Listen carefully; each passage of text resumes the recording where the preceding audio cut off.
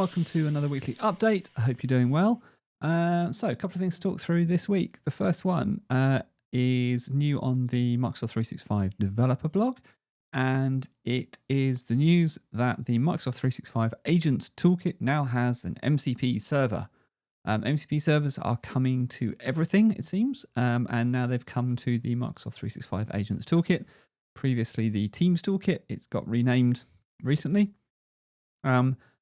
Okay, so this is a local MCP server, so it can act as a bridge between the toolkit and your AI agents to expose some of the things that you can do in the Agents Toolkit. It means that it has access to do things like get code snippets, kind of get the schema for things like app manifests and so forth. It can do some troubleshooting. On the face of it, I think this is a good idea. I'm a little bit torn. I think at the moment, MCPs are super in fashion. And so lots of people are putting MCPs in places. And I think, therefore, it is only sensible when you hear the news that an MCP server is going into something to just take a moment and decide, is this a sensible place to put this? Or is this just a kind of like a bit of a kind of jumping on the bandwagon? And I think this is honestly probably 50-50, if I'm honest. I think there could be useful things for this. I can see how this could help people, especially if you're new to building with the Agents Toolkit, to understand what's available and maybe help you through some of the schema stuff as well. I think it's worth a try if you're really into agents and using MCP servers. I am a little bit old school on this because I do sort of feel like this will only really be helpful if you already know what you're doing. But I would like to be proved wrong because, I am... every day I'm proved wrong with, what AI can do and also what AI can't do, because that's just sort of the nature we're living in right now. So take a look if that sounds of interest to you. They've got all the information there on how to add the server and all the rest of it.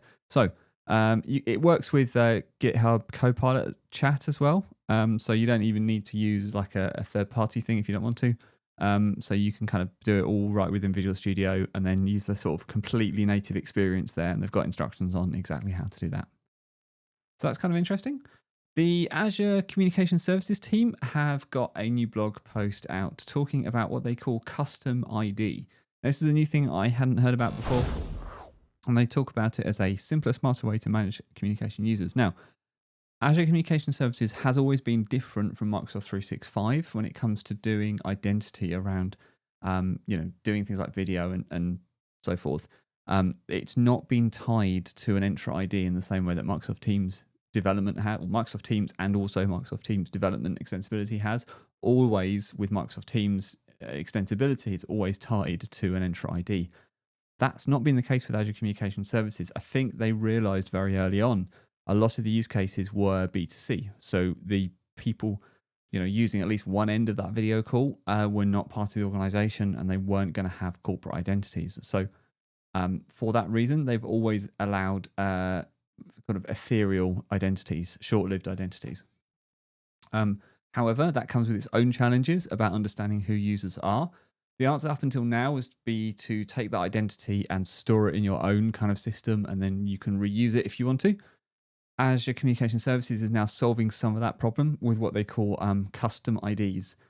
So it's kind of like a mini. It's a way to reuse an ACS user essentially, but keyed with something that you can rely on, like an email address or something like that. So this is interesting for a few things. So the technicals of this are interesting. So you can kind of see how it simplifies the flow a little bit because you can now rely on the Azure ACS Identity API to kind of bring back more information and make that mapping stuff for you. And so you can skip out needing to have a custom identity mapping service, which is cool. They make it very simple, as you can see. Even if you don't do anything with Azure Communication Services, you can look at this code and see that it's relatively straightforward. It looks very similar actually to the ethereal identities that you get, except that they've got this example here where you call create user and get token, but you pass the same ID twice, and then you get back the same user identity. The same user comes back twice. You're not generating a new user each time. So that's pretty cool. It's a relatively sort of straightforward feature. but I think it's an interesting one. And it's interesting as well to see what the Azure Communication Services team are doing. They really are, I'm sure I've said this before, they are building out a toolbox of useful features for developers who are building connected applications.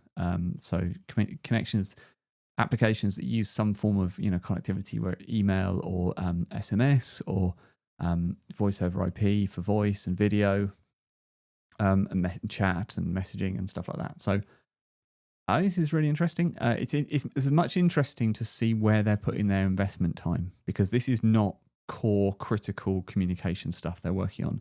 They are going outside the box to not land grab, but like make the developer experience better, but lock you in a little bit closer, which is a classic cloud thing to do. Like, it completely makes sense, and it's good for developers because their code gets easier, and the best code to maintain and look after is the code that you don't write.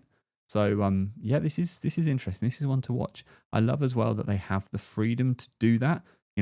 This is a useful feature that is not a core part of the system and is nothing to do with AI, yet it's still got funded. And I think that's really interesting. And in a time where, you look at other parts of Microsoft and it's very clear that if it's not Copilot, it's not happening. It's interesting to see over on the Azure side, there's a little bit more latitude there. And then finally, we should talk about the letter or the email, I suppose, that Satya sent to his employees, and that Microsoft chose to publicly make available. If you haven't seen this, it is worth a read. This is a reaction to the layoffs, essentially, and we talked about the layoffs a couple of weeks ago. And this is Microsoft and certainly Satya coming out and saying, look, this is why we did what we did. I think he is. I don't think it doesn't come across as apologetic. I think he still thinks it's the right thing to do. He acknowledges the uncertainty, but his kind of view is this is what we have to do to move forward. And honestly, like, he's got that track record of turning the company around. So whether you like it or not, I feel like this is where Microsoft is, and these are the calls they feel that they need to make. They didn't have to do this email, so I think it's good that they did, and I think it's nice as well that we all got to read it. I mean, yeah, it's worth a read through because, like I say, it's not just a kind of bland like sorry for the layoffs. He doubles down on the mission, on the priorities to deliver on that mission, and on how that's going to happen. He talks a lot about growth mindset, and I think he's recognizing, in a way that I think we all are, that we are living through a very transformational time, and so the almost in a way the classic rules don't necessarily work anymore. So big changes are needed, big surprising changes, and so making these big cuts and making these big pivots is not something you would expect of a company that is doing really, really well. And he calls that out right in the first paragraph. He said somewhere, by every objective measure, Microsoft is thriving. The market performance, the strategic positioning, they're investing more than ever before. So he recognizes that even though all of that is true, these things still need to happen. And that, I think, is a sign of the times. It's a sign of this transformational period that we're going through. And I think we might look back on it and say, oh gosh, yes, that was when that's when we made the biggest change. But it's good for all of us because it reminds us to be aware to the things that are happening and be involved in them. Don't just let them happen to you. And I think that's important. All right, enough from me. Have a great week, whatever it is you're doing, and I'll speak to you again next time.